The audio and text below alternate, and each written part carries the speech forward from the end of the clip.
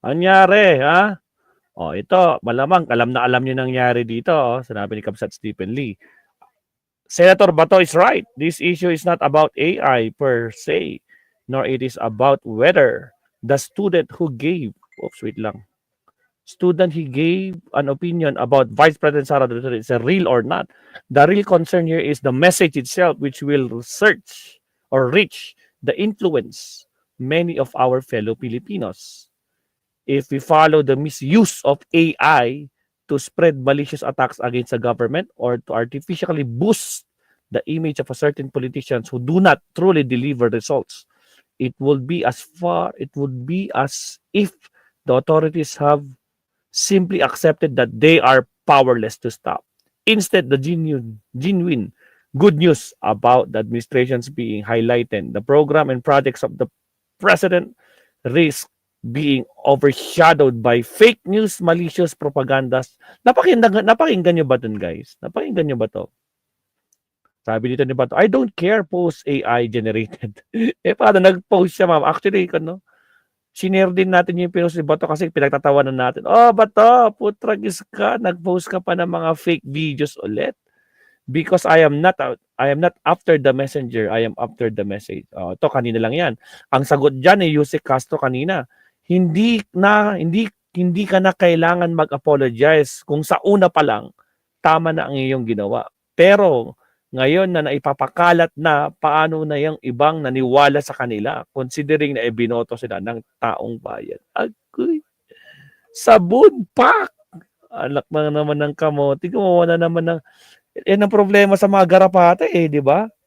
Yan, dakdak sila ng dakdak. Tuloy, lalo silang nababara. Pinagtatawanan sila lalo. O, meron pa dito. Teka, check ko lang Yan na yan. Ito yun, Naparod nyo ba? Ba nating nakita mga discrepancies sa dalawa? Sa mga videos na ito na AI. Na binura na ngayon ni itong si Senator Isprikitek. Sige. Binura na ba niya? Natin kung ano mga madaling makita agad na pagkakaiba. Kasi yung nakita ko lang nung una, konti lang Ay, wait lang Actually, hindi lang si Bato yan. Pati itong si si Baste, isinare din niya. And the liberal says they have Gen Z support. Come on. Ito no. Oh, false informations reviewed by third party. Sino third party? Fact checker. Video of students opposing Sara Duterte's impeachment is an AI generated fake video. False information. O, di ba? Sinare din to ni Baste. My goodness, Ayun, ilang follower? 520 followers. Si Senator Bato. Ronald Bato. Tingnan natin, Ronald Bato de la Rosa. Natin, Meron yan,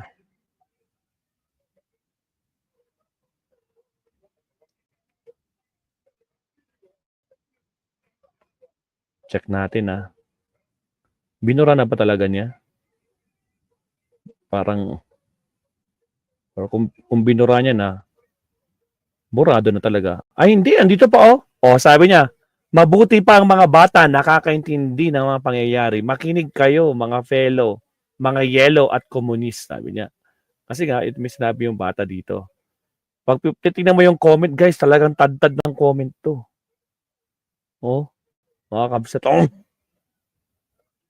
Excuse me, pwede ba kitang matanong? Yes po. Pabor ka ba sa impeachment ni VP Sara? No. Bakit? Because it is obviously politically motivated. I mean, maraming may confidential funds sa gobyerno, iba nga billions pa. But why single out the VP? They want justice, but their justice is selective. If these politicians are really serious in cleaning up the government, then investigate all at isama na nila mga sarili nila.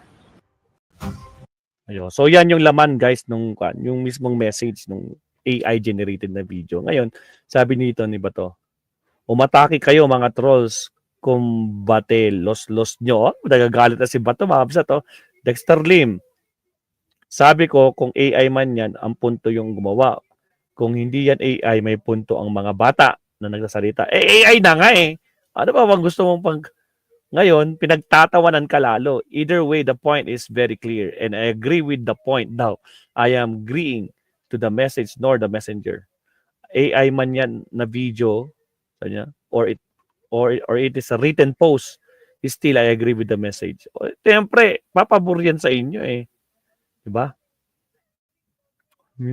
Maganda magbasa ng comment dito sa loob ng kwan eh.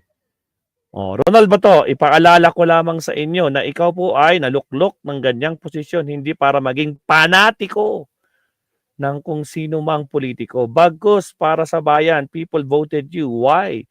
Because you are protecting someone's dignity. So kaya ka po ba tumakbo bilang senador para ganyang plataforma at hindi para sa taong bayan o sambayan ng Pilipino? Ang daming comment dito guys. Talagang tinadtad dito si Bato. Talagang paano. Ronald Bato, tambalos-los rana ang naiyon ng impeachment ni VP Sara at Senator si Sen mas nagkaon maintindihan tambalos-los. Solid OFW from Japan, sir. Halos tanan ko. Hindi ko maintindihan. Medyo Bisaya yata to. Ronald Bato, AI video sana po yung alam nyo. Senator po kayo. Dapat po bago mag-post, inalam nyo kung AI at hindi. Tragis. Mag-enjoy ka guys. O pati saan kayo, ang hihilig sa AI generated video. Parang yung ginawa nila doon sa kwan, di ba? Authentic yan. Di ba? Dapat may butas yan. Authentic yan. Di ba? O, yung pinapakalat nilang video ni Pangulong Bongbong Marcos, di ba? O, pinagtawanan lang sila.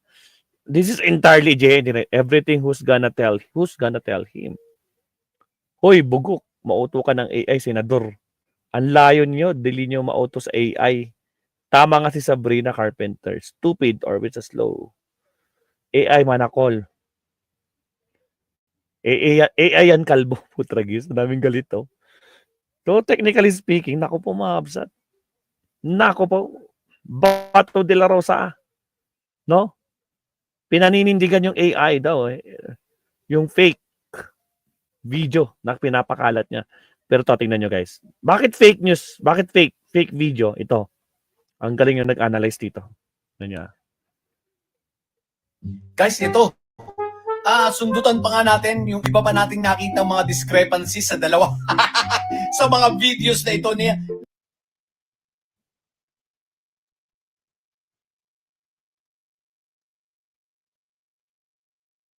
Na AI na binura na ngayon ni itong si Senator Isprikitik. Sige, i-finalize nga natin kung ano mga madaling makita agad na pagkakaiba. Kasi yung nakita ko lang nung una, konti lang no? Pero ngayon, dahil sa mga nag-comment, salamat at marami pa silang napansin. Okay, una, pansinin ninyo ang damit nila. Okay? Magkaiba.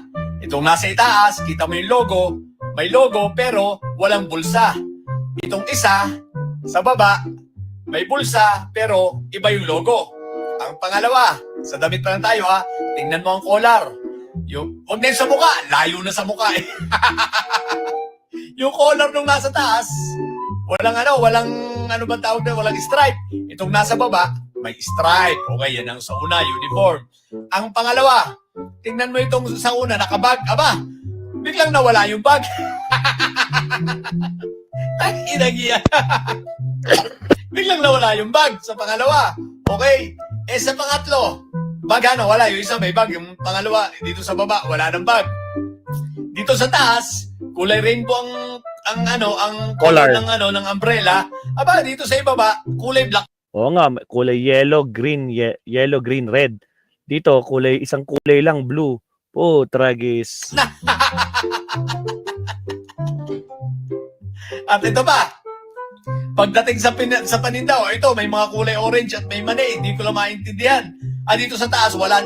Tingnan mo yung mga paninda niya Iba na, pati yata istante para iba. Pagdating dito sa kabila, the same ng istante, pero iba yung paninda.